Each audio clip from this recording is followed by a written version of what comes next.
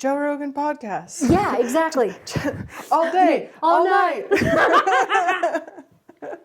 I wish I had a cool intro like that. Like I thought about that. I actually, at one point I reached out to Adrian Brannon and I was like, dude, can you do like a ditty for me at the beginning of my podcast? And she's like, yeah, I just don't know when. And I was like, fair enough. Like, fair enough. I need like something like that. But maybe I'll just start copying Joe Rogan and that'll, anyway. We're here. Yeah, we are here. We're doing this. I can't believe you're This here. is really surreal. I know. This is really surreal. You know, it's weird. Like, I feel like I know you. I know. Like, so, okay. So I was thinking about that on the drive here. When I started following you on social media, because I'm always curious about this, right? Because we only see people's lives. Like, you feel like you've seen their whole life, but like you really haven't seen their whole life. You've just seen like pieces of it, right? Mm-hmm. Seasons of it. And I started following you, and I want you to tell me like what part of your life this was. So the first time I ever saw your profile, I have no idea how I saw it on Instagram. And I was like, I either want to be her when I grow up for this. Like I either want to be her when I grow up, or I want to be best friends with her, because it was when you were like in your motorcycle phase. Oh, hell yeah. That's awesome. Yeah. And like all I saw was like, and so it would be like, I would see videos of like, or I would see like posts of you like on your bike, but then like the next day you'd be cowboying or like you'd be firefighting. And I was like, I don't know who this chick is, but like I either want to be her or I want to be her best friend. And then like at that point, I feel like I never really reached out to you. I was just like, here's this cool person, right, that I follow on social media. But then y'all literally moved here right after we left. I know. It was bizarre. It is and weird. I think that was like the first time I really reached out to you and was like, oh. Yeah. Damn it. We literally just missed each other. But like, what was that portion of your life? The motorcycles and stuff? Man, I've always really liked motorcycles. I've always like, I hit my head really hard growing up. And I think when you do that, multiple times too. Okay. I think when you do that, like scientifically, it makes you really prone to risk, okay, yeah, I can totally. Like it makes you, it's supposed to make you more prone to taking like big risks. I can totally see that. My mom was really into motorcycles. My mom tried to race a train on a dirt bike and she lost. That's like my mom's lore. Hopefully parallel. She jumped off. So like the train was coming. They had dirt bikes as kids. So the train is coming and my mom's at the top of this hill and she's like, I can beat it. Like to cross the tracks. And like she was full blown committed and she jumped off at the last second and her dirt bike like crashed into the side of the train. So your mom's a badass. Yeah, but maybe she's had a head injury too. I should ask her. She probably has. Because I was always wild. Like I've always been like my parents and everyone, teachers, everyone. Yeah. Like I've always been the one that's like getting in trouble or getting kicked out of class, sent to the principal's office, blah, blah, blah. That's always been me. But I feel like after hitting my head a lot, like I got really... risk adjacent. Yes. Like I don't know what it was, but... So what's... so tell me... skydiving, motorcycles, tell me the Anna story. So like where were you raised? What's your story? Tell me from the beginning. Well, I was born in the Bay Area. I was born in Martinez. And I was there till I was about 12 or 13. And I got kicked out of school and sent away. So I got sent to Montana.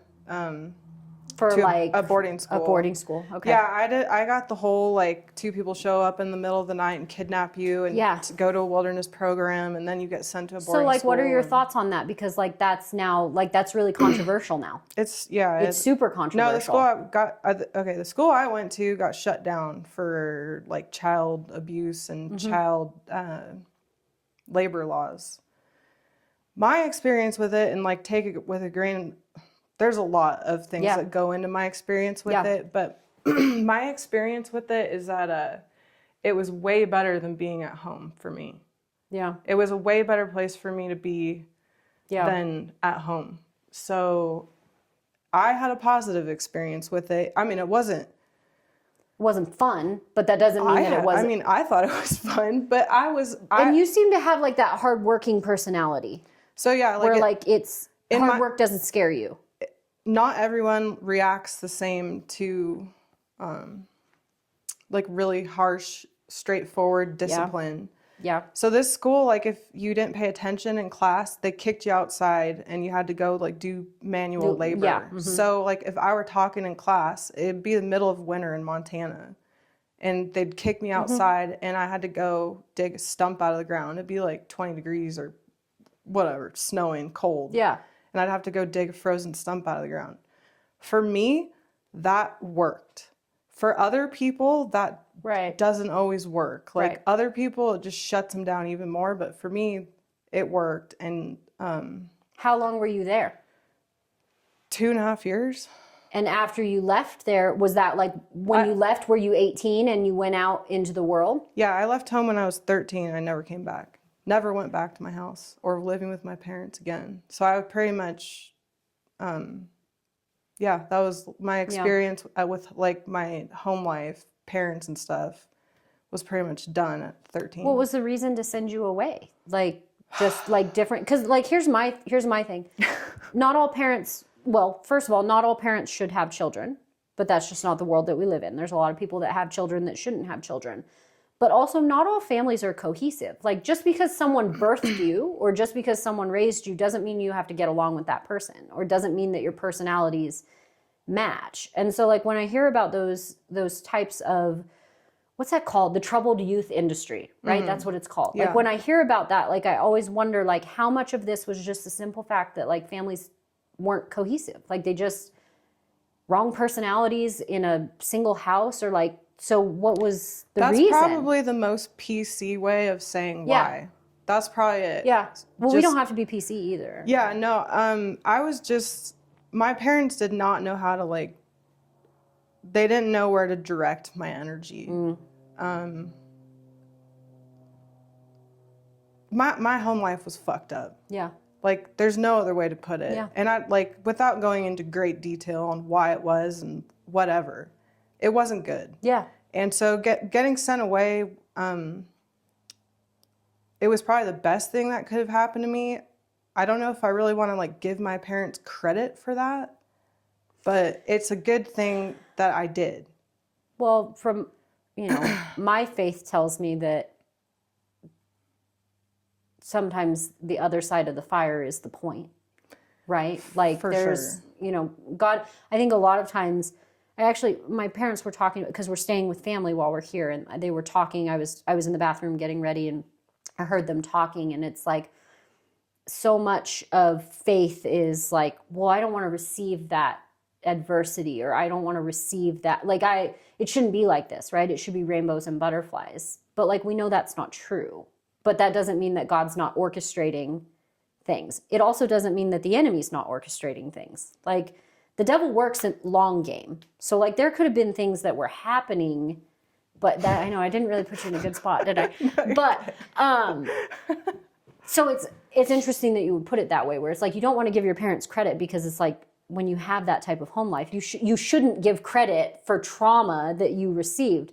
But in the end, it did result in you being an incredibly resilient human being. Yeah, I've definitely had to learn like how to just get over stuff out of like brute force, because I have no other option. Right. Like there's no other option. I think that's the hardest thing that I've had to come to terms with, like with everything that we've been through, is like, I don't like it.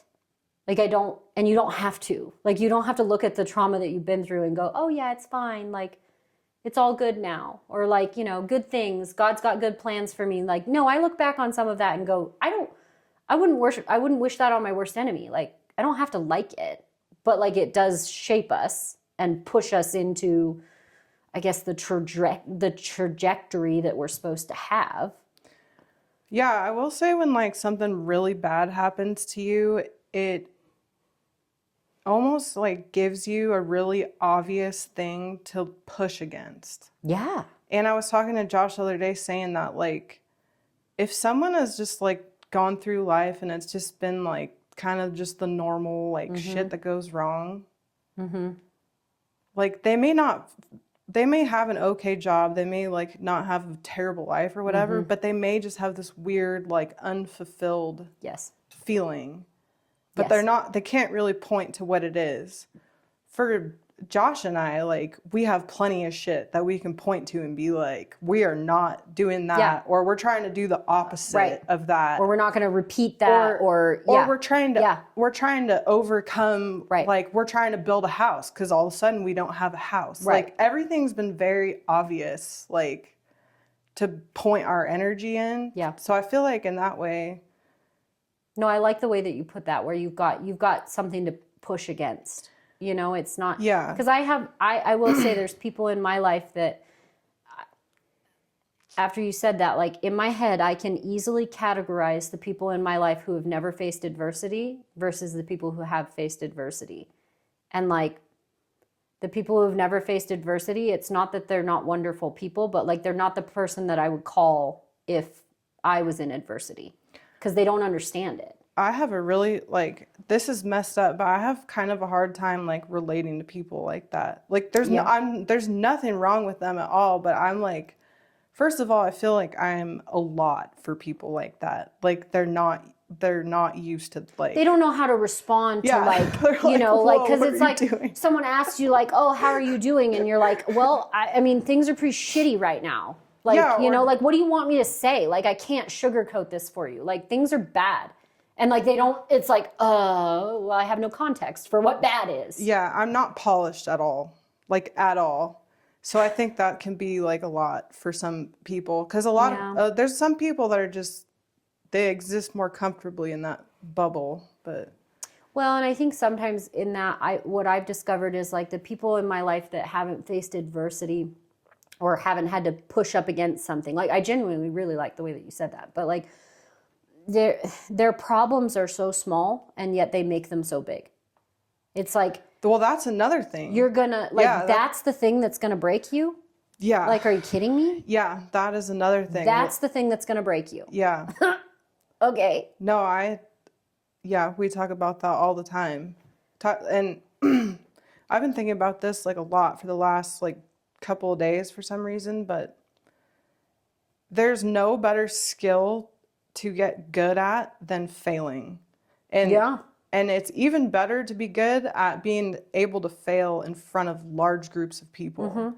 Like if you don't have that skill, that I just couldn't think of, like, I've been thinking about it. I'm like, if you're afraid to like go embarrass yourself in front of a lot of people, you're held back from so much. And we all are. Like everyone is afraid to look stupid in front of people, but if you can just push yourself and force yourself into situations where you know it's like every time I rope in front of people, it's going to be embarrassing. And I've known that from the very start. And for like a little bit, it like stopped me and like, I guess I was like, didn't want to do it till I figured it out. Yeah.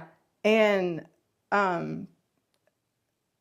you just have to get so comfortable with looking stupid.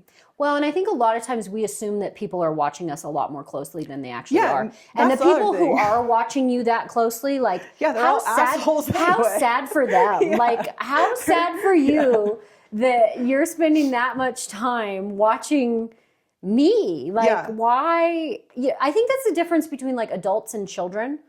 Because like, I remember, it's interesting you brought up like the roping thing. Like, I remember when I was a kid, like, when Grandpa would let me rope, it was like, if I caught like twice, I felt like a badass, right? Like, I did it. I didn't care. Mm-hmm. But then I got to the point where I was like, I mean, I had a couple really bad wrecks, and I don't rope much anymore because I literally have PTSD from it. But yeah, I don't blame you.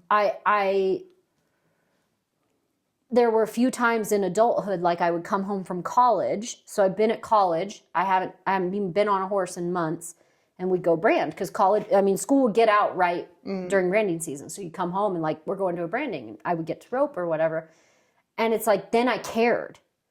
It's like I cared what people thought or if I could catch or like. Well, everyone cares. That's but as a kid, you didn't. Like, and as a kid, it was just like, whatever. Like, I get to rope. Like, cool. I wonder when that changes for us. Like, when do we become aware that people are watching us? Oh, I see what you're saying. Like I've thought about that because like I watch my kids, like they don't understand what, I mean, think you gotta hit like they kind of understand embarrassment, but like they don't care. no shame. Yeah. They don't care. Like, Yeah. you know, like Yeah. it's like at what point do we start caring what people think about us? Well, you have to care what people think about you. Okay, guess. this is a pet peeve of mine when guess. everyone, and like, if you disagree with me, definitely say Okay, I'll let say you know. so. I'll let you know. But like, there's this whole like movement, right? Like, kind of in our age group, and like maybe in a little bit in the younger generation, of the whole attitude. And I was 1000% guilty of this. Like, oh, I don't give a shit what this person thinks of me, and I don't care what anyone thinks about me. Like, what's the IDGAF? Oh yeah, okay, yeah, And dude, everyone cares. Everyone cares Yeah. what people think about you, and not only everyone cares, you should actually care about your reputation. I agree. You should I care agree. about your reputation because you need your reputation to do things. Right. So how do you distinguish? So like if we're going down this line of thought, how do you distinguish who you care about and who you don't? I know, like, Because like there's people who have opinions about me that are just incredible. I just know they're bogus. for sure. You know? But then you're right. There are other people, like there have been times in my life where I've had to eat crow. Like where there have been times in my life where I've had to apologize to people that I didn't want to apologize, but I knew that I was wrong and I did care that I was wrong. But then there's other people that have opinions about me and I don't care and I don't think I'm supposed to. So how do you distinguish who to care about? Well, there's like the really cliche thing of you should only care about the people's opinions that you respect. Valid. And that kind of seems like it's in the right direction. I'd agree. I think you are right, though, that I don't care what anybody thinks. I think that's kind of what's gotten us into the pickle of society today, is we've become too individualistic. Do what makes you feel good. Do what speaks to you. I feel like we're not honest about how, like, there's a social hierarchy and you have to participate in the social hierarchy. Everyone does, like, whether you want to or not. And if you have a shitty reputation, it's really hard to participate in that. Yeah. And sometimes you have a shitty reputation and you don't deserve it. I agree with that too. And like, I'll always, like, whenever someone says like, oh, this, like, you know, you hear like this person's that, or, you know, they do this, or they got arrested or whatever, blah, blah, blah, they stole from this person, you know, all the things you hear about someone who's supposed to be like a certain way. Yeah. A lot of those people I've ended up being really good friends with and thinking like the world of. Because then you get the whole story, or you get. Well, everyone just pigeonholes them as something. Right. And then that person's supposed to be like that thing. Yeah. But they're not that thing. Right. Everyone else just looked right over them. Exactly. And they happen to be. That happens a lot in, like, growing up here.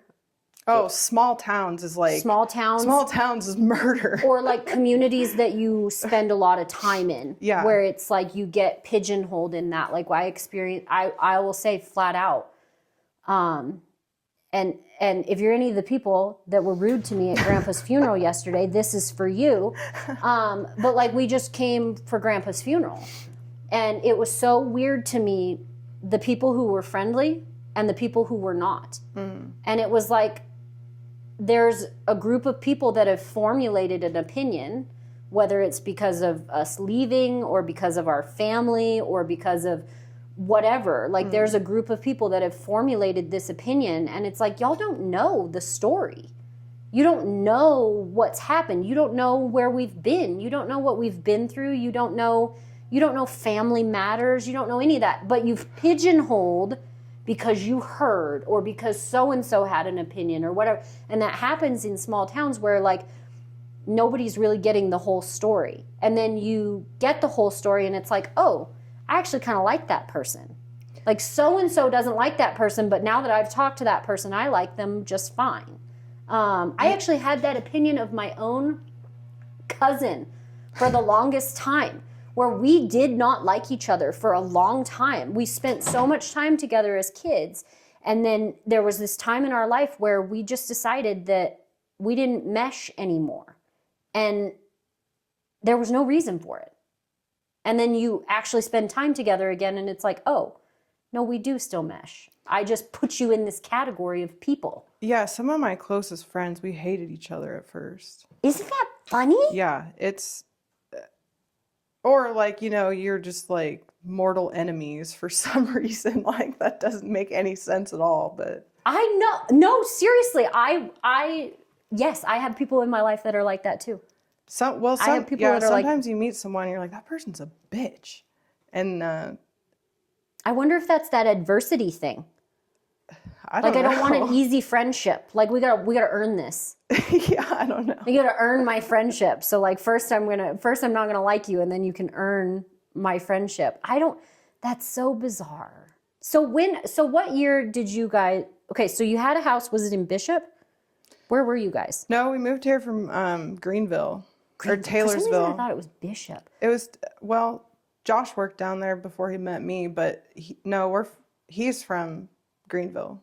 Okay. And so then you decided to leave there. Why'd you decide to leave there? Family shit. Okay. And you guys had a house there and everything. Yeah, we had. And you were firefighting full time or just in the summer? I was a full-time firefighter down in Sacramento. Uh-huh. So I was 2 days on, 4 days off. Yeah. And I'd go down there and work my 48-hour shift, come home, try and do the cows and all the things. And yeah. After I had Avery, I was just pretty much... That's a lot. I was done with that. That's a lot. Yeah. It was. And so then you guys decided to sell the house. Sold the house. And you came up here. Why here? It was, okay, like it was really cheap to move here. Okay. Yeah. Valid. Valid. It was really cheap here. And to be honest with you, like we didn't even know like anyone really in the area. We didn't know anything about like anything here. We just had like driven through here. We ate at the Brass Rail. Like we thought it was cool. We liked it. And so we pulled the trigger. Like I said, like I'm very, risk adverse? What's the opposite of that? Risk adjacent. That's what I said earlier. I think that's the term, risk adjacent. Yeah. Meaning you're always adjacent to risk. Yeah. So I pulled out my retirement, which was everyone was like, you're an idiot. Don't pull out your retirement. And maybe I am an idiot. Like, well, that is yet to be determined. I pulled my retirement out and we tried to fix our house because it was like barren. The house here. Because it was bad. It was freezing cold. Which house was it? It was. Who was the... It was like a blue house. Yeah. Who's the previous... What was the family name attached to it? I can't tell you. Don't know? It was some tweakers were living here before we moved here. Every time I saw you post a picture of it, I was like, I know exactly where that house is, but I was like trying to place it, you know? Like I was trying to place it. Yeah, there was... I couldn't tell you who had it before us. It was like super run down when we got it. Yeah. Holes in the siding, like plumbing barely worked. It was not good. Rat poop everywhere, birds living in it. And was it not, because I kind of remember the saga because now I'm going to give us both PTSD flashbacks. Because like I remember when we were having our big housing debacle / employment debacle was when the fire happened. Yeah. Was because the house wasn't able to be insured because of everything that had happened. It had holes in the siding. Right. So insurance wouldn't touch it. They dropped us 30 days before the house burned down. Because there was holes in the siding, which is like what, I mean, yeah. And those are the things that I ask myself. Like, that's what I heard my mom talking about. It's like, you just have to wonder, like, what's the reason? Like I believe in a higher power. I believe that higher power has my best interest in mind. Like, I believe those things, right? And I know that I have to work hard, and I know I have to contribute. I'm not here to freeload. And then you look at those things in your life and you go, why that? Like, why that? And it's like, I just remember seeing when you posted about that, it's just like, it literally took everything in me to not get on a plane and just come here and like just be here, because it's like, you shouldn't have to go through that. Nobody should have to go through that.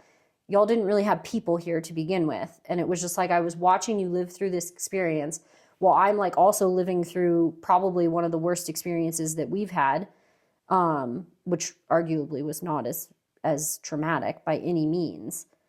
But it's like you look at those experiences in your life and you're like, I mean, yeah, we made it through it, but why that? Why did I have to live through that? Sometimes I feel like that. And maybe that's weak of me. I don't know. No, I think that's a really normal response to something really bad happening. How did you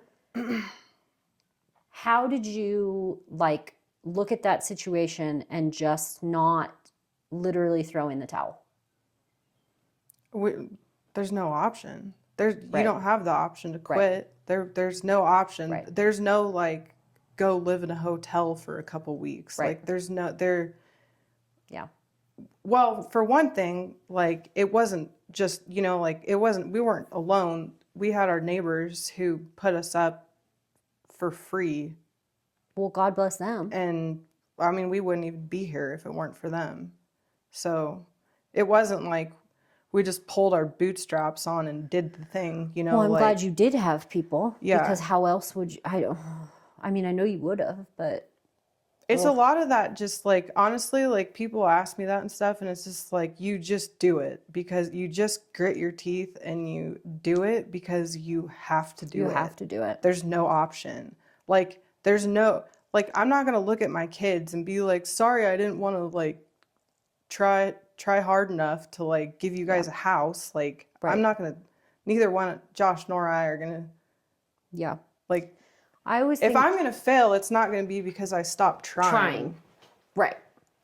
Yes. It might be because I make the wrong decision, and God knows I've gotten very skilled at making the wrong decision.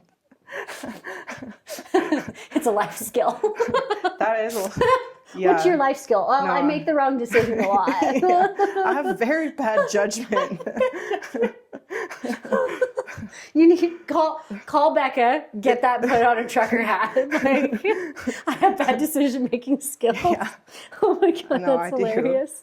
That's hilarious. It's not funny, but it is funny. I agree. Sometimes I look back at everything that I don't know. Sometimes I look back at everything and I wonder how much of this our kids are going to remember.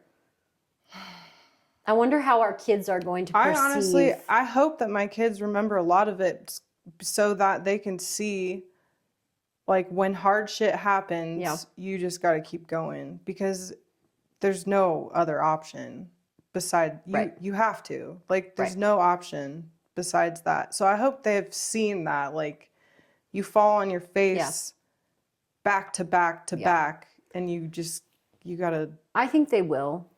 I think because, well, even if the hardship stops, like literally if we fast forward a year from now and everything is sunshine and rainbows, right? Like the adversity stops, right? It's not going to.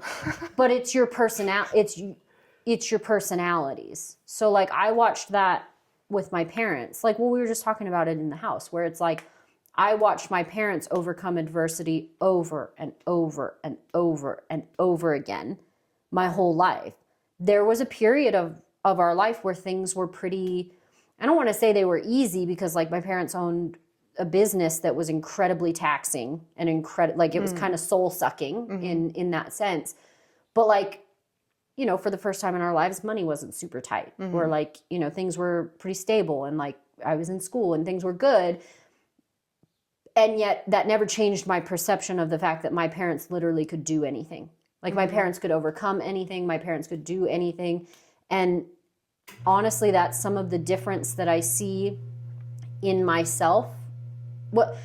So circling back all the way, the people who have never faced adversity, I would say because my parents exposed me to all of those things that we had to overcome to survive and make a life, it made me able to not be phased or like quit when things got hard.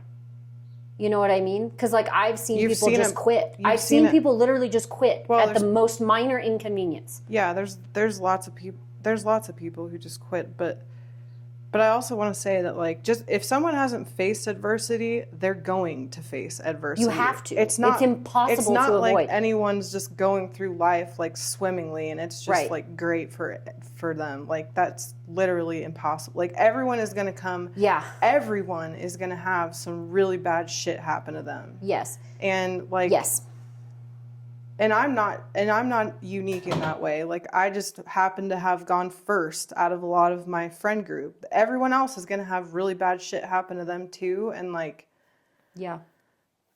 I don't want to make it seem like I'm like, oh, these like pussies that have never like No. been through anything in their No. life. Like everyone has like gone through something And you're right. is Everyone going to. will. I think everyone will. I think, in my opinion, and I agree with you. Like I don't want to downplay that everybody will go through it.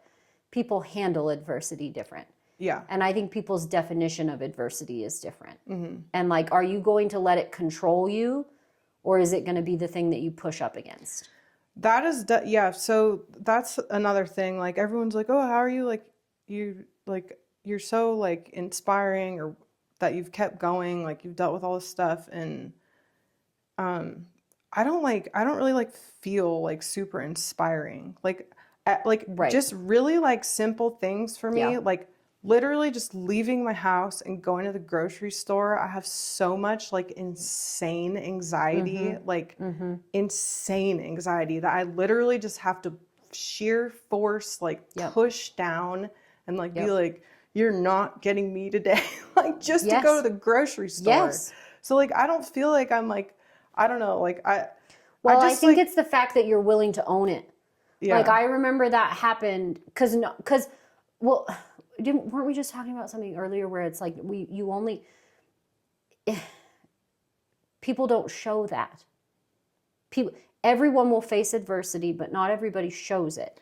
Yeah. And not everybody shows themselves going through that. And I remember when, it made me think of it when you were talking about you have to be willing to fail in front of people. So I remember when I posted about how when Kenneth lost that job and they jerked the rug out from under us. Like we had been living in hell for months. We dropped everything. We dropped a stable everything for what was supposed to be it, right? We put all this effort into this house that they're building for us. We were about to move into that house. Like a week, it would have been ready in a week. We would have moved into that house. I'd painted the walls the color I wanted it painted. I had special wallpaper put in our daughter's room, like all of this.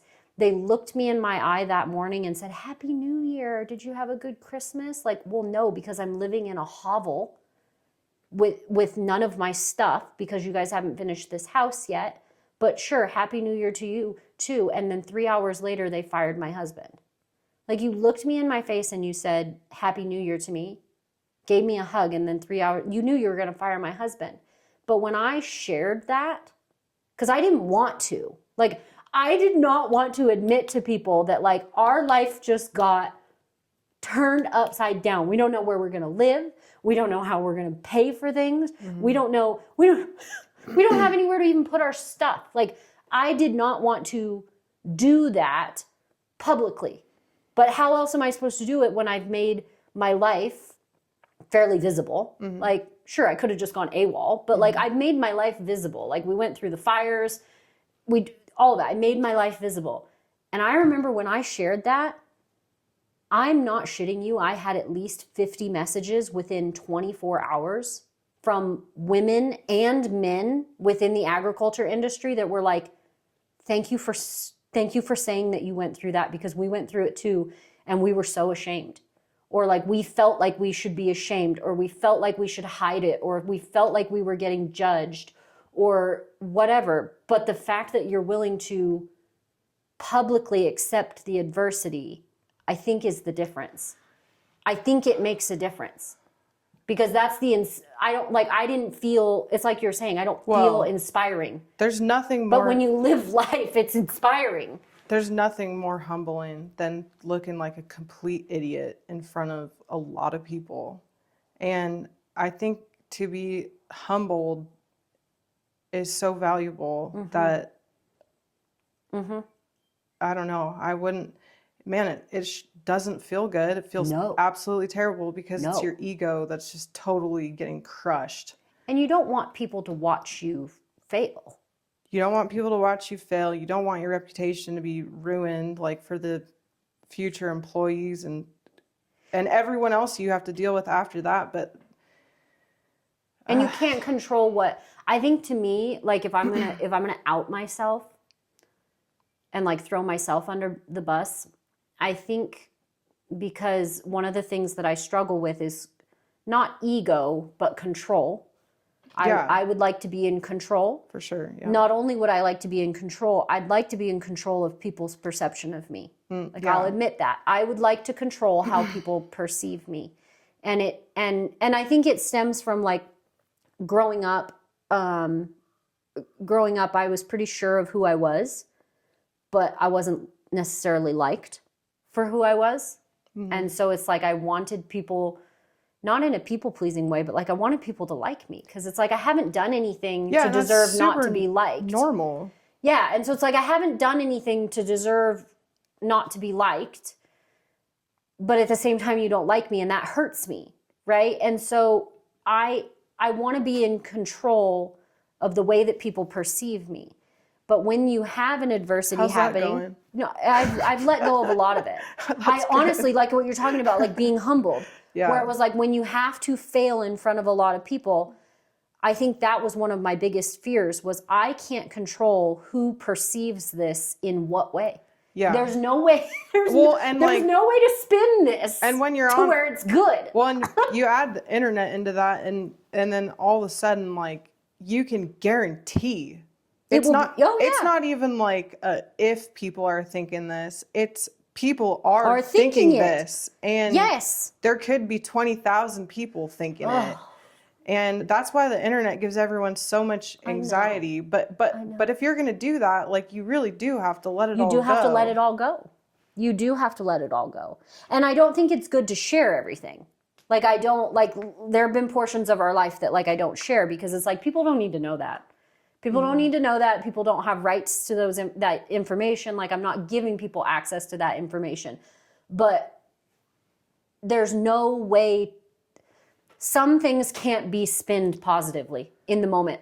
Sure, you might be able to look back 5 years later and go like, yeah, we overcame that. Or like, gosh, I'm so glad that we came out of that, you know? But like in the moment, sometimes you can't spin it to be good. Sometimes it's just shit. Sometimes it's just shit, and you have to just sit in it. Sometimes you gotta sit in it. When anything like really terrible has happened to us, there's definitely just like an element of like it's absolutely horrible for like Yes. There's no getting around it. It's Yes. horrible, and like those days where it's horrible, if you could just do even like one thing that is familiar or like you can fall back on, like that's how you get through like really, really shitty things. I always feel more perturbed when shitty things happen to my husband than when they do to me. Yeah, well, when stuff happens to someone else, it's way worse. I don't know why that is. I don't know. And like we've talked about this before. Like I literally feel like at one point our lives were running parallel to each other. Did you feel like that? Like I felt like there was one thing where it was like you guys would have something traumatic and then we would have something traumatic. Or you guys would be going through something and then we were going through something. And a lot of times they were really similar to each other. Well, And like they did like I think we both work in agriculture, so Yeah, that's true. that lends itself to similar like things happening, but I think that's like I do not accept and I do not claim that it's like a trauma bond. Like I don't claim that. But like even just a simple fact, like when we lay eyes on each other and we're able to hug, it's like I feel like I've lived a life with you.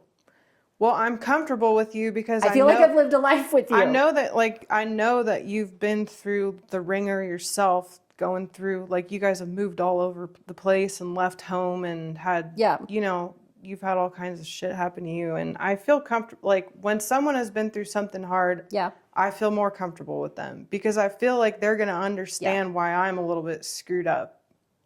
Like, I don't feel like I have to explain it to them. You're not screwed up, you're human. They understand why you're human. Yeah, but if, like, it's your human condition. I mean, we're not, and I think that's circling back to like what you were saying was like you do have to care what people think because that is part of the human condition. But like, I don't want you to say that you're screwed up. Yeah, I mean, well, I just mean like you see my flaws and you're all right with them. Yes. Like, and I wouldn't even say that they're your flaws. I feel that they're the circumstances that have been put in front of you or beside you or behind you, or like, I don't look at, and I think that's probably maybe the thing that I've had to come to terms with. Like, you jokingly asked how that's going, like not being able to control how people perceive you. Mm-hmm. I think if there's anything that I've learned over the last few years is that I'm not in control. I'm not in control, and I can't keep life in a headlock. Like, it's impossible for me to keep life in a headlock. No, it's like trying to keep a horse in a headlock. Exactly. Don't even try. Right. And I don't accept, because, well, there was, I don't know how long it lasted, but I got, like, I thought I was going to have to go back on depression medication, like, because I had a head injury. So I had a head injury when I was 21, I guess. It was a branding wreck, and long story short, my saddle, I think the horse that I was on was actually having a stroke. Mm-hmm. Because like he died not long after that. Oh, really? And there's something wrong, and he'd been my rope horse pretty much my whole life.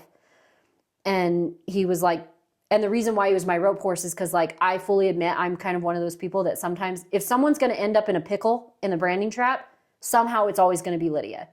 Like, somehow it's always going to be Lydia. And like, not like devastating pickles, but like, I'm going to be the one with my rope hung up over a fence, or like that, just, it's always going to be me. Well, this horse was bomb proof. So it was like, anytime I got myself in a pickle, this horse was going to get me out of the pickle, right? And he wasn't going to overreact. And something went wrong, and I ended up underneath him, but I was strapped in the saddle because of my rope. My dallies were tangled, and it like strapped me to the saddle. And so I was underneath him, and he was essentially kicking me in the head over and over again. And my dad actually got off, because my dad was roping too. He was heading and I was heeling, or maybe it was backwards. Anyway, my dad, he was watching it happening. He's like, I'm going to watch my kid die. Like, I'm watching my kid die. And he jumped off of his horse, and my dad actually jumped on that horse's head and like pulled him to the ground so that they could, and a bunch of guys jumped on top of the horse and cut me loose. But I had a head injury. And so after that, I had to go on depression medication because it like completely tweaked my brain chemistry. Yeah. At 21 years old. Yeah. So like, that's a super developmental stage where it's like your frontal lobe is forming. And so I had this chemical imbalance. But after everything happened to us, I was in that stage where I was like, I feel off kilter. Like, not like I'm going to do anything dangerous, or not like I'm going to, like, I still, well, it's like you said, you can't quit. I still have to wake up every day and love my children and provide for my children and be a present mother for my children. I can't quit. Mm-hmm. Like, I can't quit this life. That's not an option. But it was like, oh my God, I'm going to have to go on medication. I don't want to. Not that it's not a valuable thing, but like, this shouldn't be affecting me so much that it feels like it's ruining my life. Like, it felt like it was ruining my life. And I had to come to terms with, I don't accept that these circumstances are a reflection of me. Mm-hmm. I didn't do anything to deserve this. I didn't do anything. I may have made a mistake. We may have made a bad judgment call. Mm-hmm. There may have been a bad choice or whatever, but I refuse to accept that, like, this is punishment, or that I deserve this, or I'm a failure because of this. And I'm telling you, when I accepted that, like, my circumstances do not define who I am, As cliche as that sounds. Like, I know that sounds like... Well, a lot of cliches are true. That sounds like something that would be on the wall in a therapist's office, right? But like, as soon as I was like, my circumstances do not define who I am. These circumstances do not define who my family is and how I will raise my family and how I will live my day-to-day life. It was like the fog lifted, where it was like, oh, just do the next right thing. Don't worry about what happened. You lived through it, walked through it. Now we just keep walking forward into the next right thing. And I think when I let go of that sense of like, I have to control this. It's my fault. I'm guilty. It's my fault. I'm the reason. Well, if it's your fault, it's a lot easier to control. True. Yeah. Oh, that's actually really profound. Yeah. If it's your fault, if you it's take easier to something control. on it as your own fault, then you can control it in some way. Whether that's a good thing or a bad thing. Well, I don't think it's a good thing. That's interesting. I'd never thought about it in that sense. So how, like in your own words, because like you said, like you're inspiring. People relate to authenticity, and that sounds so stupidly simple. Like, people relate to people who are authentic. And that sounds like another cliche, but like, again, I think that's why sometimes it's like, I feel like I've lived a life with you.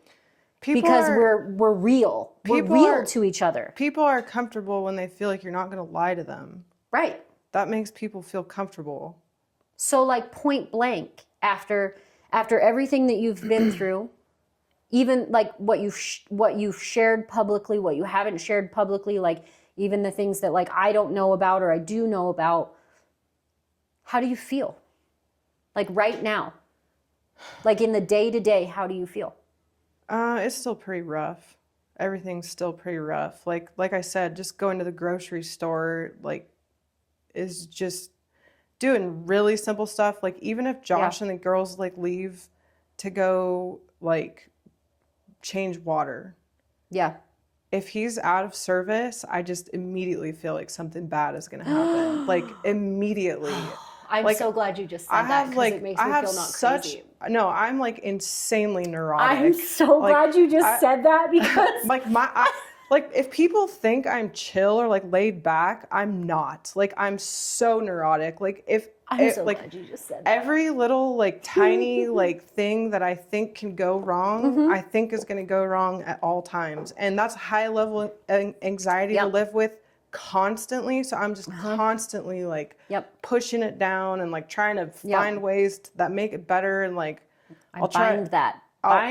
Nope, I won't take it. I'm so glad you said that. You know how many times I planned Kenneth's funeral because he didn't answer the phone? Yeah, no, I know. And I'll get so mad at him. I'll be like, I'm gonna kill him. As soon as I know he's alive, I'm going to kill him. Kenneth and I used to. So Kenneth's gotten pretty good at managing the. I had someone reach out to me recently, and actually I just heard Lisa talking about this. That's who we're staying with, is Jerry and Lisa. They're the ones who do the church in Lakeview. Oh, okay. And so we're staying with them. And she said it this morning, and then someone else actually reached out to me on the podcast. She listens to the podcast religiously, and she's like, hey, I heard you say this in one of your episodes, and I just want to make you aware of it so that you're aware of it. Where like instead of saying, I don't call it my anxiety anymore, like I don't claim that. It's not mine. Yeah. It's not mine. But those things that make me feel anxious, like Kenneth being unavailable or something, and like planning for the worst, right? He's gotten really good at managing that and helping me, because like my husband doesn't necessarily have bedside manner. Like, that's like, it's so funny to me, like when I share Kenneth, because like, listen, Kenneth, I would brag about him. Like, there's nothing that Kenneth can't do, except he could never be like an end of life caregiver, because that man does not have bedside manner. Like, like his bedside manner, like he did pretty good when we had our kids. Like he's compassionate and like, but like when it comes to like, oh, I slammed my finger in the door or something, and he's like, why'd you have your finger there? And it's like, I don't want to talk about it. But when we were in New Mexico, he finally figured out like the only way to keep me from freaking out is we had a deal because in New Mexico there was zero service. Yeah. So when he left the house, he's gone. Like you cannot reach him. You don't know where he is. There's no way to find Kenneth. And so I have these 3 little kids by myself at the house, and my husband's just like out there living his life. And he said, I want you to do this. You cannot panic until it's 2 hours past sundown. He said, if I'm not home 2 hours past sundown, then you can call someone. I know, but that's what he told me. He goes, 2 hours past sundown, then you can call someone. You can call someone. You can do whatever you need to do if I'm not back by that time. But if I'm not back by that time, you just need to trust that I'm okay. And there were still some days that it was hard, but at least in that point, I had a parameters. Like I had parameters of like when to freak out. I need to trust that he's okay. I need to trust that he's capable. I need to trust that he's protected and that he's okay. You have to force yourself to, because you just can't survive in life. No. I literally have to tell myself, like, you just have to stop being anxious. Like, you just stop it. It's like hypochondria for people. Like, I feel like anxiety is really similar to people. Well, I guess people who are hypochondriacs are anxiety. It's anxiety. Yeah. But like, you've been around people who live like that, and like they don't have a life. So it's like anxiety can do the same thing to you, where you don't live your life because you're so anxious. So that's like what I was saying about pushing back on something. Like there's been so many things that have happened in the last 2 years that I did not want to go do because I was It's okay. The door just blew open and the kids are playing like right next door. I thought it was a kid at first, but it's not a kid. Are they all still breathing? Yeah. They're all alive still. Perfect. Everybody's still breathing. All 5 children are accounted for. When I was talking about like pushing back on stuff in the last 2 years, there's been a million things that I did not want to do because I was like freaked out. I'm like, every time we try to do something, it goes bad. And so I don't want to try to do this, like going to classes and leaving the state and traveling by myself and stuff. Like I'm always like, I can't do this. There's no way I can do this. They found us. Do you want to let them in or? The knocking stopped. Okay. Oh, nope, it's back. We better acknowledge it.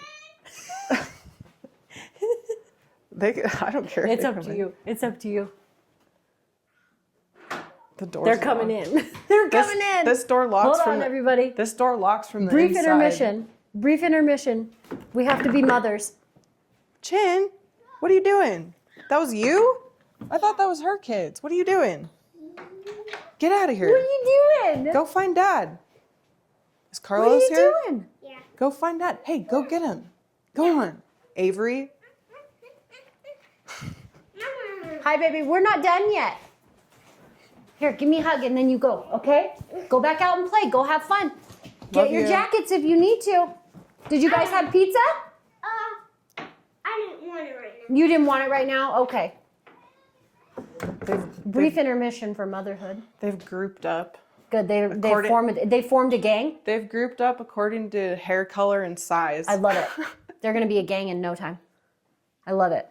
I always say that about my oldest, about my girl. She's either going to be a CEO of a company or the leader of a prison gang. And it's my job to make sure that it's the former, not the latter. That's my job as her mother. The anxiety, we were talking about how you push up against it. And you were talking about traveling out of state. Oh, I have a question about that. Yeah. How do you feel afterwards? So if you have stress, if you feel stress, you don't have stress, you feel stress leading up to that, how do you feel when you're done with it? I feel really good because I did something I thought I couldn't do. Mm-hmm. And there's nothing that can replace that. You have to build your life on that. Like you have to build your life on doing the things that you think that you can't do. There's no other way to be confident in yourself. Like people talk about self-love and self-confidence and shit. And like, don't even get me started on that. Like self-love it doesn't exist. It's not a real thing. It's like a schizophrenic kind of like thought that's permeated out like into society, and people think that, I think it's demonic, but like I'm totally fine. Like our theologies and our like that's different, but like I genuinely feel that it's demonic. I don't know that our theologies are any different at all. Well, Actually. I just don't always like to assume that like Yeah, you don't want to assume what someone believes. you don't want to assume what someone believes, and like we haven't had that conversation with each other, so like I don't like Yeah, you don't want to assume. I don't want to assume that someone believes the same thing as me, but I agree with what you're saying. Mm-hmm. I believe it's permeated our society. I believe it's intentional, and I believe that it's demonic because self-love is actually You don't love yourself. It's well, not, you're even not- if you love yourself, that's not a good thing because the further you look, man was not designed to love himself. No. Man was designed to serve, I believe, a higher power. And because okay, fine, I'll lay my theology out on the table. Man was designed to serve a higher power. And because of Jesus, we no longer have to follow the old. It used to be that serving the higher power was through the law, right? Like, and there were only certain people who had access to that. If you weren't born into that group of people, you didn't have access to that, and you had to follow all the rules. Well, what did we learn? Humans suck at following rules, right? So we have Jesus, and Jesus came and died for our sins and made us whole and right with God again. But that doesn't mean that there's so much grace and so much mercy that we just get to love ourselves. No, the replacement for the fact that we don't have to follow the law per se is now our job is to give glory to God for the fact that we're in reconciliation with Him. The farther you look into yourself, the more disappointed you are going to be. There's nothing in me that is better than what God has already done. I agree with you. I think that the more that you look to yourself for having like strength and answers, the further in the wrong direction you're going to find yourself. And you will be more disappointed.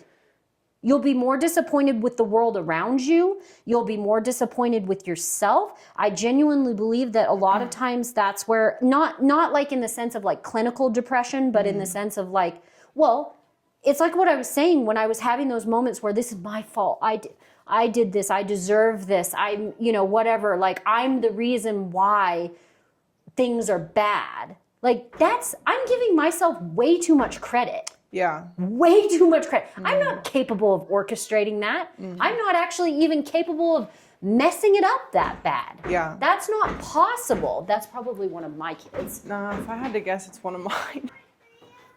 You got to give the flowers to Dad. Go get the flowers, Mom. Come on.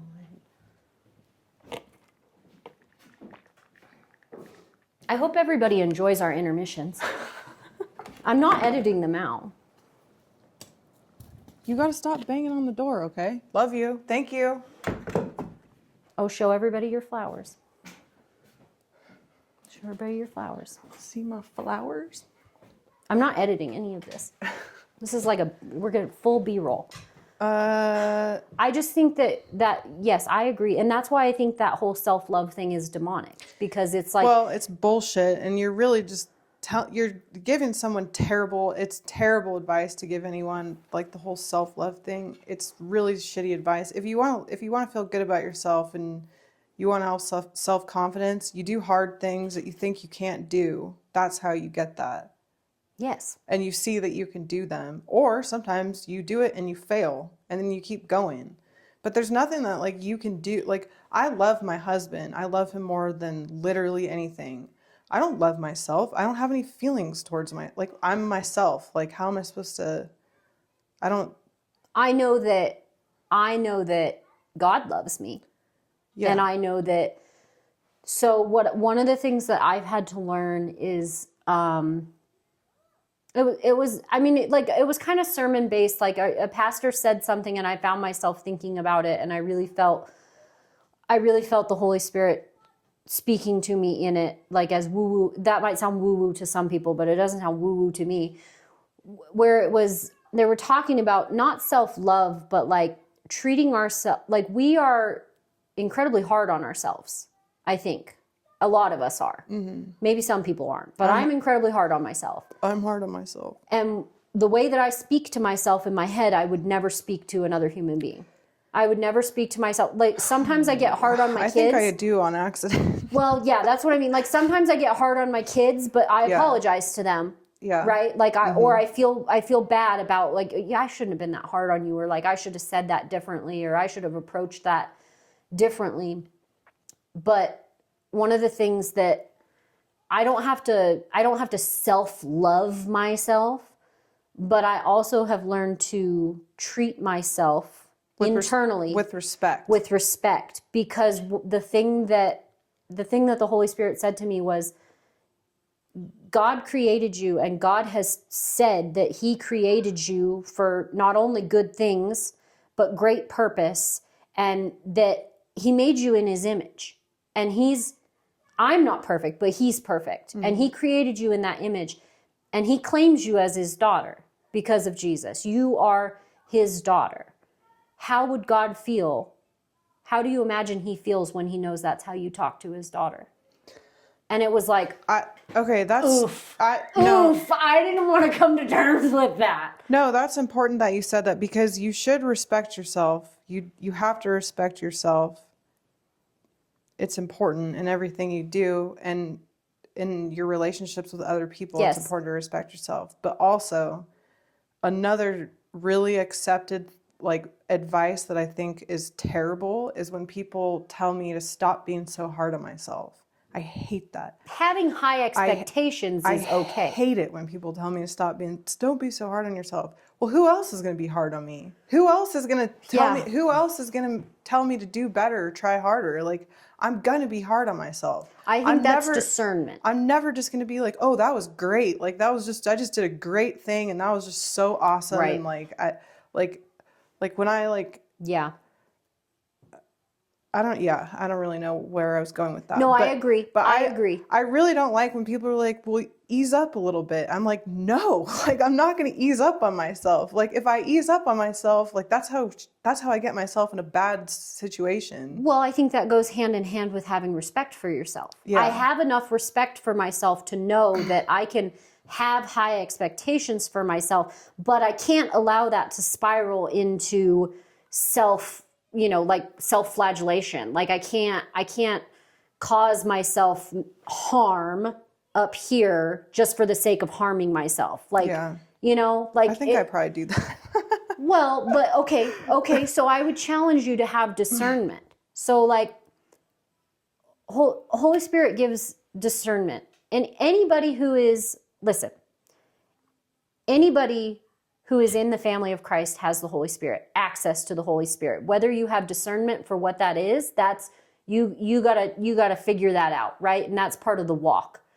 But discernment is probably the most influential thing in my life, because it's discernment that gives you the ability to go, am I being too hard on myself? Or am I actually... do I need to look at this situation and go, you know what? I would have done that differently, or I should have done that differently. Or it's those situations where like you don't want to admit that you're wrong, but you have to ask for forgiveness. Like that's been pivotal in early on in our marriage. We should have gotten divorced, in the sense that like every statistic would have said that we should have gotten divorced because we were mean to each other. We were horrible to each other. We didn't like each other. We did not like each other, but both of us are incredibly stubborn. And we said vows in front of God, and this is how it's going to go. So we better figure this shit out, because like we're stuck together. Right. And some people might look at that and go, that's wrong. Y'all should have got divorced. No, we shouldn't have, because I love that man. That's my person. Right. But discernment is the thing that allows you to look at a situation and say, you know what? You really made me mad. And what you said was wrong. but also what I said was really wrong. And I have to ask your forgiveness. Whether I know you're going to ask for mine or not, I'm willing to lay myself out there and say, I'm sorry. And I hope you can forgive me for what I said. Because in the moment I meant it, but that doesn't mean it was right. And even if it's not your spouse, but that's discernment. Is it right or is it wrong? And when you're having those conversations with yourself in your head and you wonder to yourself, am I being too hard on myself or am I perceiving this correctly?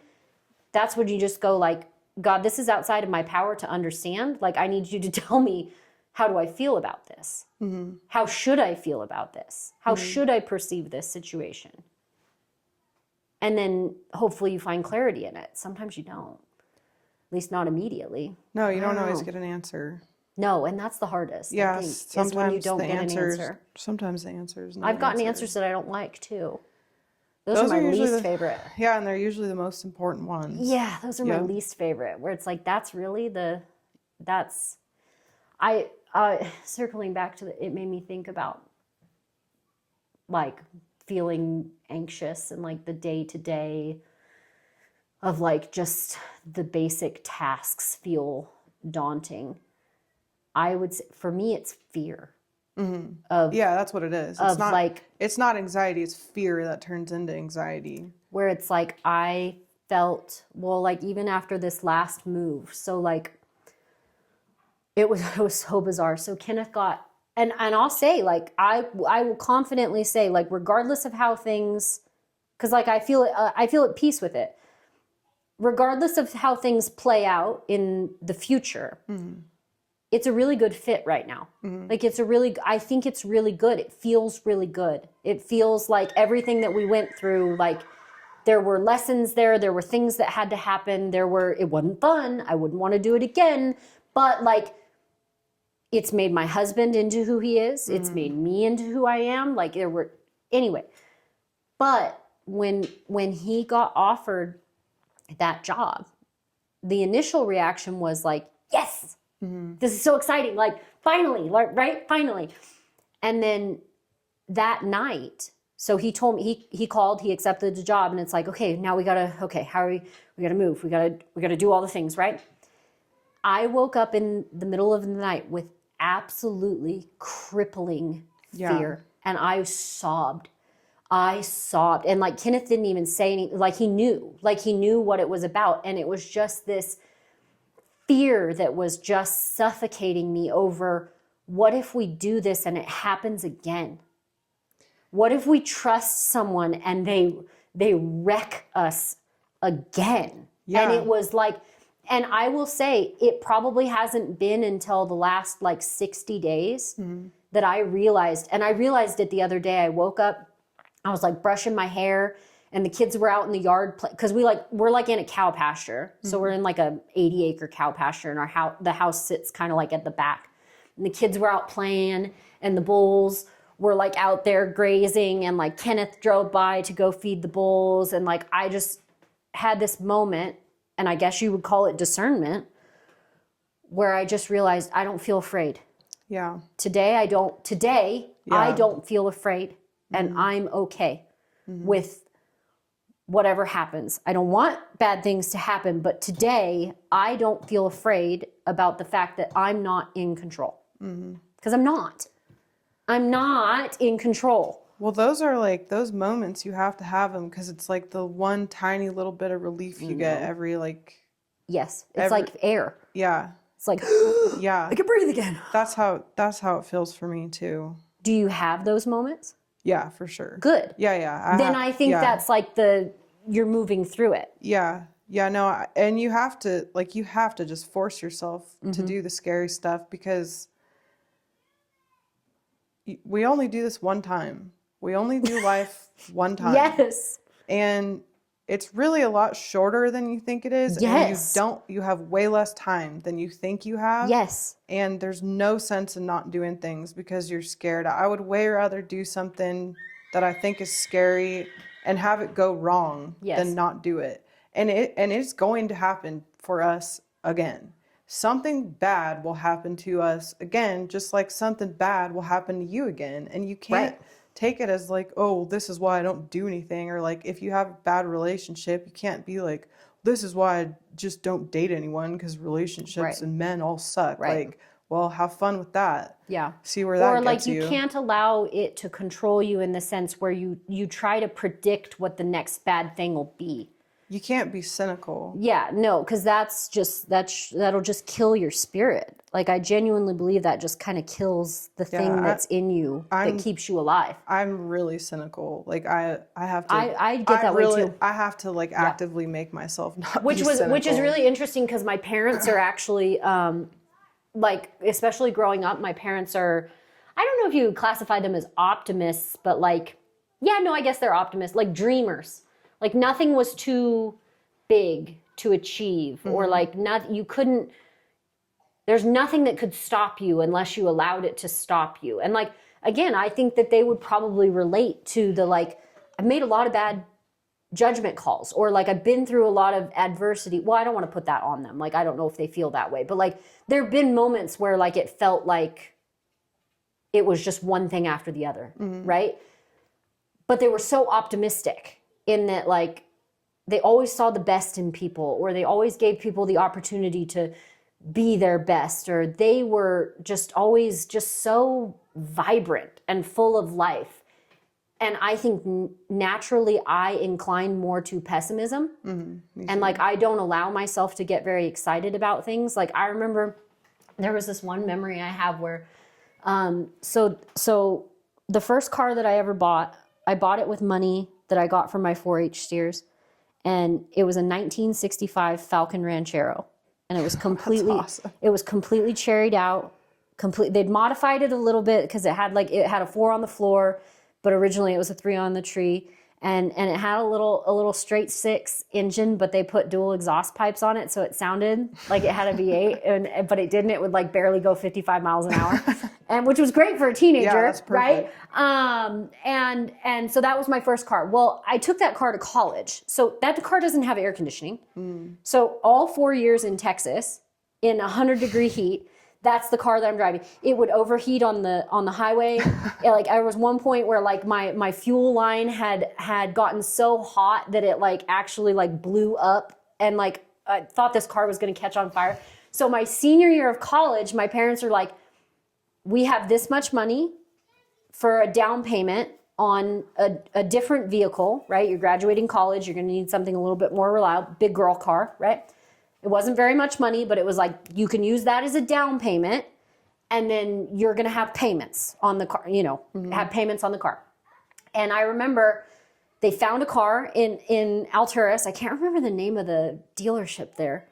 Anyway, dealership in Alturas, and they drove it all the way to Lakeview for me to test drive this car. And it was pretty sure this is the car you're going to buy, right? And my mom was so excited. Here it comes, like it's coming down the street. And it wasn't like a special car, but like she's so excited, like we found a good car for you. Like, aren't you excited? And she got kind of pissed at me because I wouldn't get excited. I wouldn't get excited until it was actually my car. But like I couldn't get excited about it. Until it was in your hand. Until it was in my hands. Like I couldn't get excited when it was coming down the street. But her personality was like, aren't we excited? Like this is happening, And I know that's a small thing. Yeah. But like, no, I'm like that too. Yeah. And so I don't know what that is. Like I don't quite know how to overcome that other than just powering through it and going, you know what? It's okay. I feel peace and I can accept that peace. I think so many of the answers to things are just like, you just literally have to force yourself to do it. Like you just have to power through it. And that's not a good answer. And it's not one that like people want to hear, but you really do just have to like, if you want to lose weight, guess what that means? You really have to stop eating. Like you really you need to stop eating. Like if you want to stop doing drugs, and I can speak to this because I've done a lot of drugs. If you want to stop doing drugs, you stop doing drugs. You stop calling the person that gets you the drugs. Right. And then you stop doing and putting them in your mouth or whatever, however you do it. Right. Pick your poison, whatever. But you stop doing it. Like, so there's not a great mystery in these things. Like if you want to lose weight, you stop eating and you exercise. Like it sucks. So if you don't want to be pessimist, so like if you and I don't want to be cynical, we have to stop being cynical. Yeah, you literally just, when something negative comes out of your mouth, you just have to like say like, I didn't mean to say that, or that's not how I meant it, or Are you going to send me a bill for this therapy session? no. Golly. You'll probably walk out of here with all kinds of wrong thoughts and stuff. No, but it's true. I want to ask you something. Tell me. I want to ask Tell me. want to ask you what you Tell me. think the greatest barrier into agriculture is. Oh, okay. All right. Totally shift. Okay. The greatest barrier into agriculture? Money. I agree, 100%. Money. Because people, so like, well, and also I would say, okay, two things. If you don't come from agriculture, which I do, so like, I don't.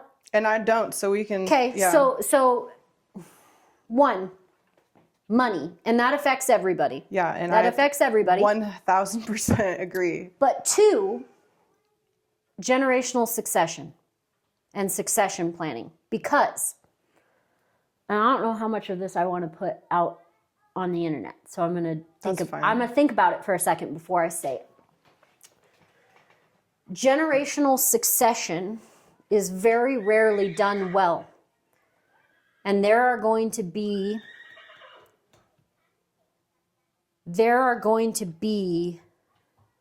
watch it. In the next 10 years, you're going to watch some of the most historic ranches in this area that we are in right now. You're going to watch some of the most historic ranches be sold to absentee owners. Because the generational succession was such a shit show. Yeah. And I don't mean on paper. You can sit down with a lawyer and generationally divide a ranch. You can sit down on paper and say like, you're going to get this much and you're going to get this much and you're going to get this much. And again, I have to choose my words wisely. But listen, if a place is 2,000 acres and there's X amount of siblings, if you divvy that up 4 ways, 5 ways, nobody makes a living. Yeah. Nobody's going to be make a living on that. So then what are they going to do? They're going to sell it. They're either going to sell it to each other, highly unlikely, or they're going to sell it to someone else. And then the grandchildren have nothing. And so, that's, I'll say it. I'm the only child. I'm the only child of the eldest son of a ranch that should have been around for another 100 years. And it's really scary to not know how that's, and we wouldn't, and here's the thing, we left. And I accept that. We left. I gave up that dream. I don't know if I was ever really sold on that dream. We tried. We tried. Kenneth was willing to really try to make a place for us here. And whenever I come back, I understand that this isn't home anymore. And I accept that we made that choice, that I let go of my place. I let go of my say. I let go of my ability to have an opinion about it. And that's a really hard pill to swallow. But succession planning and the ability for people to pass things down to the people who want it, that doesn't always mean it's fair. Fair should not be the goal in agriculture. The goal should be to give agriculture to the hands that are willing to work in the best interest of the land, the livestock, and the resources. And so successional planning, I believe, is one of the biggest detriments to generational agricultural operations. Because Kenneth and I, we gave up our say. We left. We left. Yes, we left. That's fine. We'll never have, well, actually, no, I don't claim that. It's going to be incredibly hard for us to generate enough wealth ourselves to start something that we can give to our kids. Yeah. Now, granted, my parents have done a pretty good job. That I wouldn't say that. I would not say that. But it's going to be hard. It'll be hard, but you could do it. But then you look at it and it's like, okay, well, here's this generational, centennial. Here's this centennial operation, right? Mm-hmm. You would think we would all have a place there. Nope. Not enough room. Not enough room for everybody to make a living. Not enough room for everybody to get along. Not enough room for everybody to make a living. Not enough room for everybody to be able to make their own decisions. So then what'll happen? You'll fight over it. You'll parcel it up. You'll ruin family relations. And you will leave wounds that will unintentionally be passed to generations that don't deserve them. What do you do with that? And that's why we left. Yeah. That's why we left. That is why Kenneth and I looked at the situation that was unfolding 8 years ago and went, we can't accept this. We can't accept this pain. We can't accept this hurt. We can't accept this treatment, animosity. We can't raise our children in that. Yeah. So we have to leave. And if we leave, we are foregoing any part in what happens. Mm-hmm. And we did. Mm-hmm. But now we have to look at our life in the situation of like, okay, so how do we make enough money to do it ourselves? And that's so then that's the other fold. So whether you weren't raised in it or you were raised in it, then you get down to the money. Yeah, and I really, really wish this was talked about more. I really wish that this was talked about more because there's just not a lot of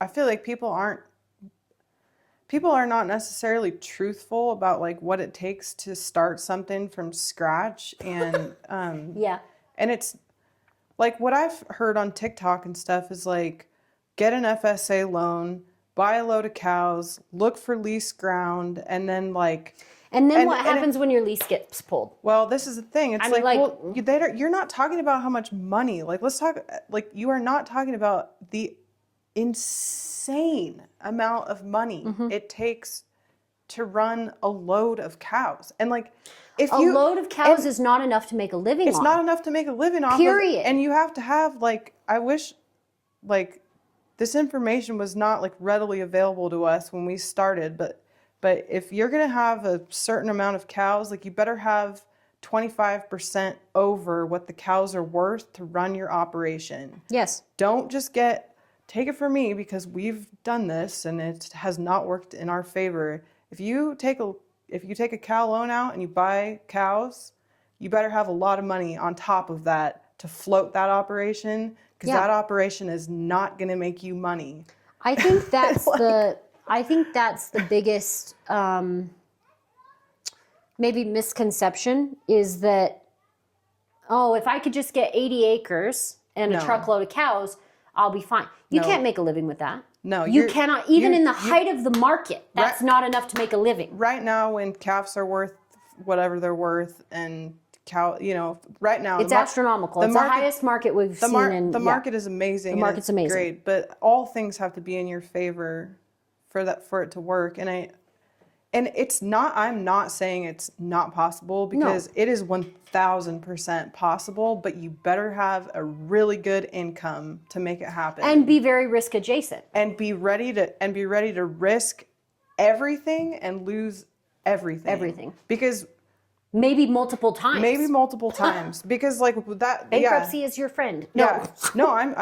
I'm serious. It's true. Everything we do, we're the worst that's going to happen is that we're going to be bankrupt.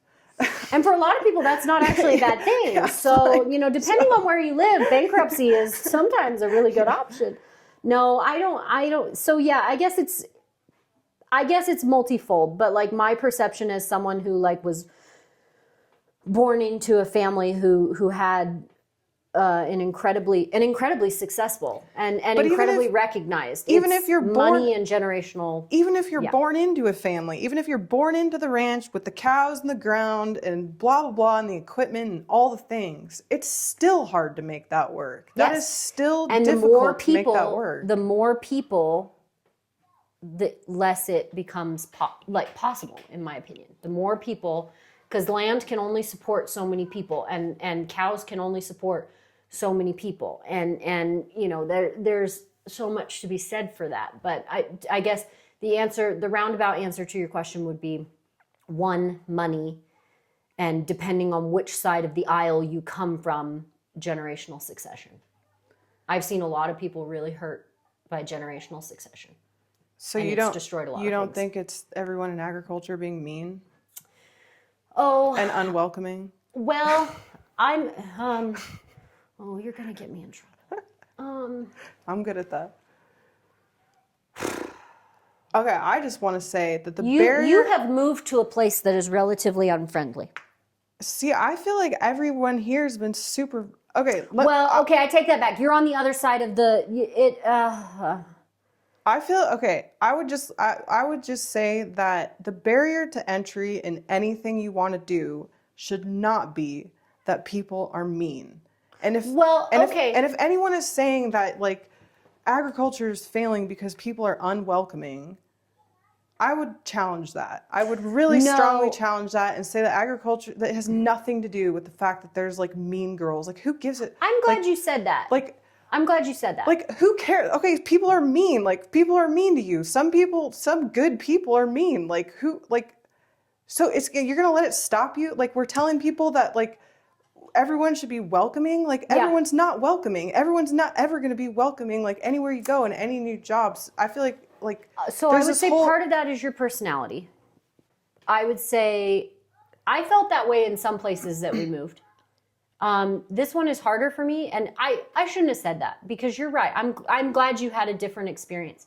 I'm glad that you had a different experience. I feel like that from where we moved from. That's it, right there. So like that's it right there. So when we moved, I had the same opinion of you, where it was like, I don't really care. I'm here, and I'm gonna make the most of what we've been dealt with. Like if you want to be cool, we can be cool. If you don't, we don't.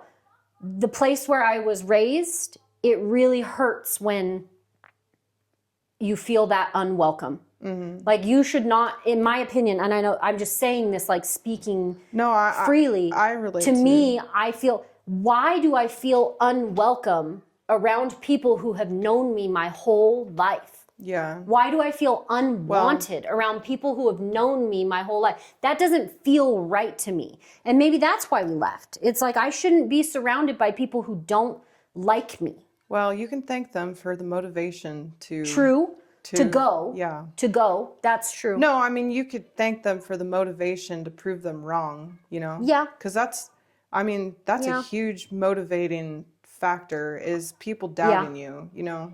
I guess that's what I mean when I say like we come back and it's really surreal to see so many familiar faces, but I just know in my heart of hearts that this isn't our home. Yeah. You know, like it's not home anymore. I feel that way like from where we moved from. So yeah. But no, I don't think mean people is an excuse for there not being success within the industry. Well, like I feel like anytime this conversation happens on the internet, and it happens every couple of months, where like someone will say something about the way someone was dressed at a rodeo, and then it like erupts. This whole controversy erupts, and it's like, you guys aren't having the correct conversation. That's irrelevant. Dude, listen to me. No one gives a shit what you're wearing. Look at what I'm wearing. Look at what I'm wearing. I wear weird shit all the time. No one cares what you're wearing. Literally, nobody. No one cares what you're wearing. That's not what the disagreement is about. And that's not the disagreement. Yeah. The disagreement is about just the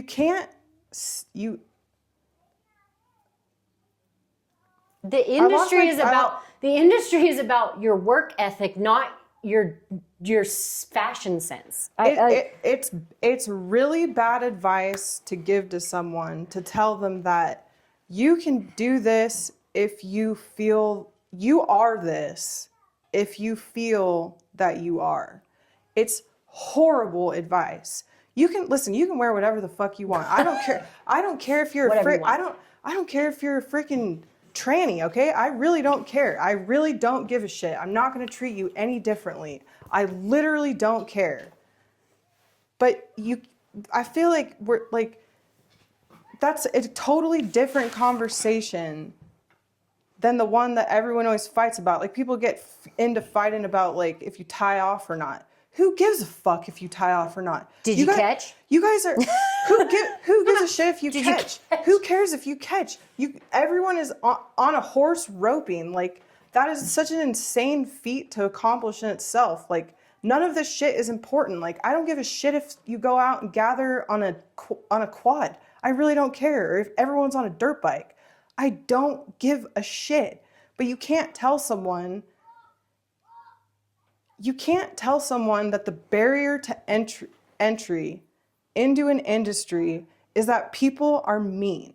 That's lame. That's lame. That's horrible advice to give to anyone. That, like, and it's just people aren't into agriculture because people are unwelcoming. Yeah, well, guess what? People are unwelcoming in every aspect of anything that you'll ever do. So you better get used to it, because it's not the only place you're going to run into that. People aren't going to like you, and people are going to be assholes. If you're telling people to let that stop them, you're giving people horrible advice. Well, and I would say, so the flip side of that coin is, don't be unwelcoming. Don't be an asshole. Don't be unwelcoming, because if the neighbor across the fence wants to do it different than you, don't worry about it.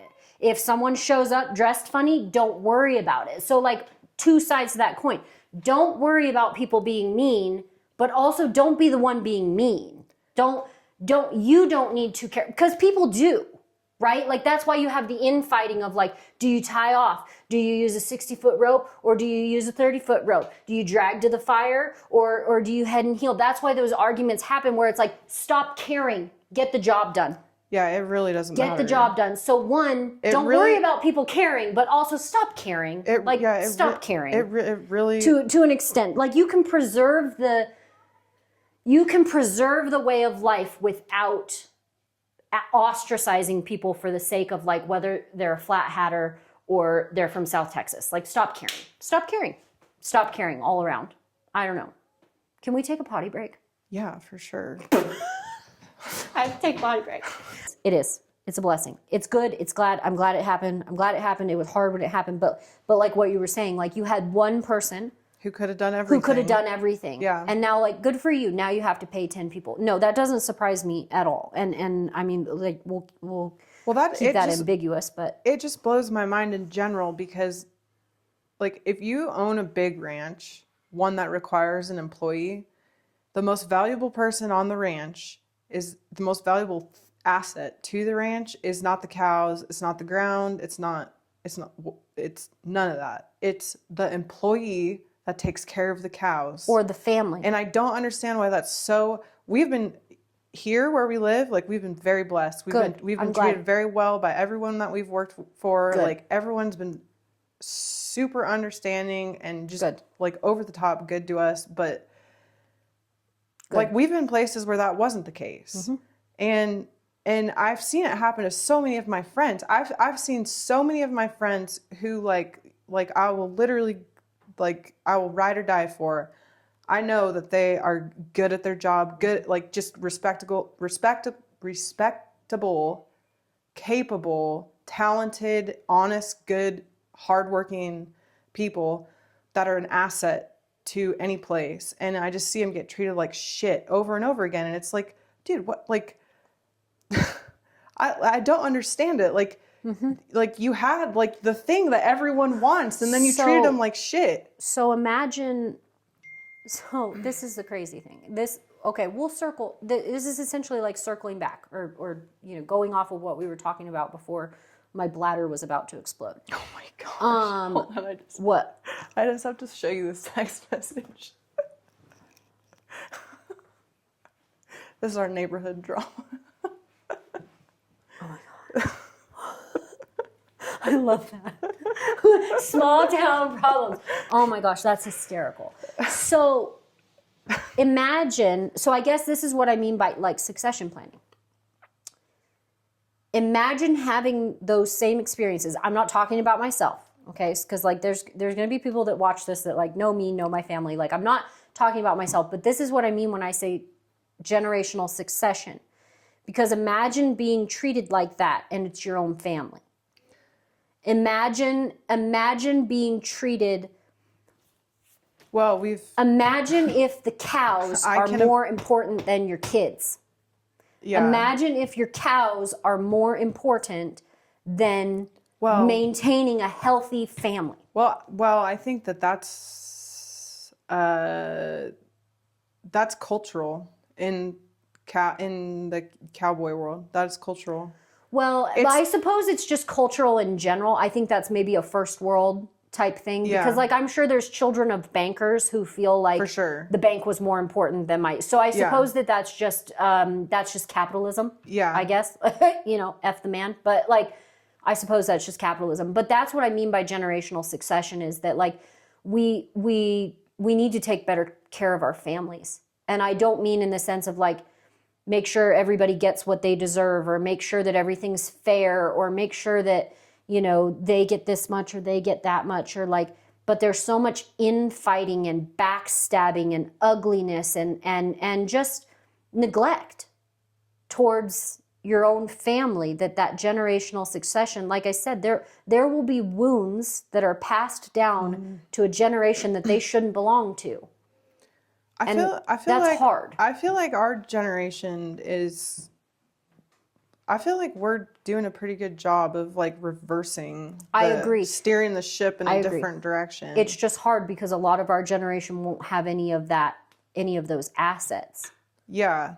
Yep. And so like we say here and no further to those generational curses because that's what they are. They're generational curses. So you draw a boundary line. Spiritual, physical, emotional, you draw a boundary line and you say here and no further. It will not affect my children. It will not affect me anymore. I see it, I say it, here and no further. That's good, right? You set that boundary line. But sometimes that boundary line is what loses those assets. Does that make sense? When you set that boundary, it blows shit up. Because it's a lot of times you're setting a boundary with someone who's not used to someone putting their foot down. And a lot of people aren't willing to set that boundary. And so then what happens when you don't set that boundary is you pass on that generational curse. Mm-hmm. Whatever it is, whether it's people pleasing, whether it's abuse, whether it's alcoholism, whether it's infidelity, whether it's caring about your cows more than your kids or whatever it is. Mm-hmm. If you don't set the boundary and say here and no further, you're going to pass it on to the next generation. Mm-hmm. And when you set that boundary, you're going to blow shit up. And when you do, that's what makes the consequences could be really detrimental. So is our generation better at saying here and no further, whether they realize that's what they're doing or not, right? Because you can call it whatever you want. You can call it setting boundaries. You can call it, being self-aware. You can call it respecting yourself, whatever you want. To me, it's spiritual, right? Mm-hmm. But when you set that boundary, yes, our generation is better at that, I believe. Mm-hmm. However, I think our generation will pay for that. For sure. Because in certain ways. Yeah, a lot of the times it means you're going to have to go and do your own thing. Right. And doing your own thing is really hard. How did you... So like with the silversmithing and stuff, at what point did you decide to take that risk and like this is no longer a hobby?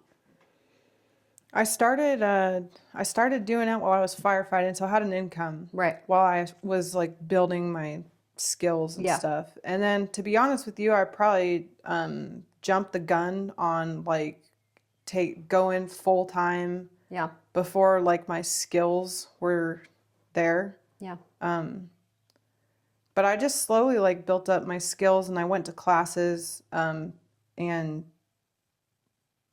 just slowly started getting like tools and like my tools were super ghetto and like you work with what you got. Yeah, I mean, you figure it out. I was like working in a little like tweaker shed. Like it was not pretty at first. And I don't know. I really attribute like my success to just the people that have supported me along the way. Like I don't think that I've been successful because I'm like the best or like I'm so talented or whatever. Like I don't think my success is from that. I think that people have like watched what I've done and they've wanted they've wanted to help me like keep going. And I Yes. feel like that's why it's Yes. been successful for me. And not that Well- like I'm just a huge success or anything like that, but I don't attribute like where I'm Yeah. at to the fact that I'm just like just the best ever or anything like that. No, and I think that goes back to what you were saying. Like you do need to care what people think, because your reputation is what you. Because I agree with you. Like, I mean, like, I've gotten things from you. Well, okay, this goes both ways. I've gotten things from you. Like, I could have gotten those things elsewhere, or I could have chose not to get those things, but I chose them because of you. You know what I mean? Yeah. Like, I get everybody Marlin spikes for Christmas because that's, you know, that's awesome. that's what I want. I want my money to go to you because I respect your craft and Well, I I respect you as a appreciate person. But the same thing, like, you've ordered stuff from Kenneth, you could have got that from someone else. I don't know. They're pretty cool. They're hung on both of our trucks. Do you see But that? like you could, but like you could have, but you know what I mean? Like, Yeah. but you know the person, right? And that person holds value to you. See what you're doing. I like what you're doing. Yeah. Like, And I value you as a person, not your like- work. I value you. I think that people like watching people stumble and fall and get back up. It's like a human thing. Like people like to see someone screw up and then get back up. My dad said that the other day. He said, I'll knuckle under for the underdog every day. Yeah. I'll go. People love the underdog. For Not sure. everybody does, because there are well, those people that want to watch you fail. Fuck them. Yeah, I agree. But there are those people that when they fail, they expect you to stay down. Yeah, they want. And I think that goes back to that perception of like, who do you care? What discernment do you use to care about, what am I trying to say? Who you should care about what they think and who you should not. And I would say those people who want the underdog to get up and dust themselves off and keep going, those are the people that you care. The people who want to see the underdog stay down, that's who you don't care. That's who you don't care about. Yeah, I would agree with that for sure. I think that's because you're right. The underdog, people do, not that I want to see people be underdogs, but I will cheer for the underdog in it all. Oh man, I'm trying to think of a quote. I can't. Maybe it'll come to you. It'll come to you about 10 minutes after I leave. I don't know. I know we gotta wrap things up because Easter dinner is probably. My mom was texting me, "Are you on your way back?" It's like, well, Are sorry, you guys doing late. Easter here? Well, You're flying out so tomorrow? no, so we're gonna be here. So we stay with Jerry and Lisa, who are essentially god grandparents to the kids, because like Kenneth doesn't have family, and the family that he had is, you know. I got you. And so the kids have my parents, who are like the best Mima and Papa on the face of the planet, right? That's awesome. And when Evelyn and Ivy were born, we were here, and so Jerry and Lisa were just essentially pseudo grandparents, and so we stay with them. And he pastors a church in Lakeview, so we're gonna go there for church tomorrow. But we're having Easter dinner tonight. And then Mom and Dad fly out on Monday, and the kids and I fly out on Tuesday. So we'll go to Reno on Monday, and then the kids and I will stay a night in Reno, and then we'll fly back. Yeah. Have fun in Reno. No, I actually kind of like it because I get to stay at the Grand Sierra. Oh, that's I do. cool. I liked They let Reno. me stay there Is that the because one I do some work for them. Is that the one that's got the underneath? Yeah, the arcade, and the movie theater. I think the Yeah. movie theater's closed, which I'm really disappointed about. But anyway, they give me a free room. Oh, that's and, cool. And You enough guys can money go to go get bowling? food, and we'll probably go bowl. So we'll just go hang out there because I just do some work for them and That's cool. give them what I have. And I actually like I- Reno. I do. I love Reno, and I mean, growing up here, Reno is such like a a place where it's like it's, I don't know, it's got some fond. It's a cool place. It's not what it used to be, but it's a cool place it's a for cool sure. place. It'll always be a little trashy because it's got all the casinos and strip clubs. Right, and but it's a stuff. charming trashy. Yeah. It's a charming trashy. I remember when we were kids. So my cousin, her mom lived in Reno, and she kind of bounced between her dad and her mom and her grandparents. And I remember there was one time where we had to take her. We were either taking her home or picking her up. I guess we were picking her up, and I was with Grandma, And we drove to Reno, and Grandma we stayed the night at Circus Circus. We always stayed at Circus Circus when we were kids. And Grandma wasn't feeling good, I don't think. My grandma's a diabetic, and so I think she wasn't feeling good. And so it was me and my cousin Rochelle, and Grandma gave us $100, which was a lot of money. Mm-hmm. And she essentially gave us $100 and said, like, don't do anything stupid, and you know, like, you'll be fine. Because I mean, Rochelle was old. Like at that point, I was probably like 12, and which would have made Rochelle 16. Like, I mean, we were old enough. It wasn't like she sent us off and we were like 4 and 5, like, right? But I just remember, oh man, we ran amok in that hotel. We went to the buffet and we did all the arcades and Circus, and like, I don't know, like listen, Grandma, that was the most fun I had. That's just such like a core memory of Reno for me. It's like Grandma gave us $100 and we just like. I feel like a lot of kids have that story. Like Mom and Dad, didn't do anything bad. Yeah, Mom and Dad left me in the room and we ordered room service. While they were in the and casino. we didn't do anything bad. That's the thing. Like, we didn't do anything bad. And like, I don't know, is that dangerous? Maybe, but like Rochelle lived there. Like you know, so it's like, but oh man, it was such a core memory. It was such a core memory. So anyway, well, dude, I'm proud of you. Thank you. I am proud of you too. I'm really proud of you. I want you to know that. Well, thank you. And I know you don't like words of encouragement, but that's you're doing a good job. That's just me with myself. You're doing a good job. Well, thank you. You're doing a good job. And I've seen it all, and I see the vision, and it's closer than you think.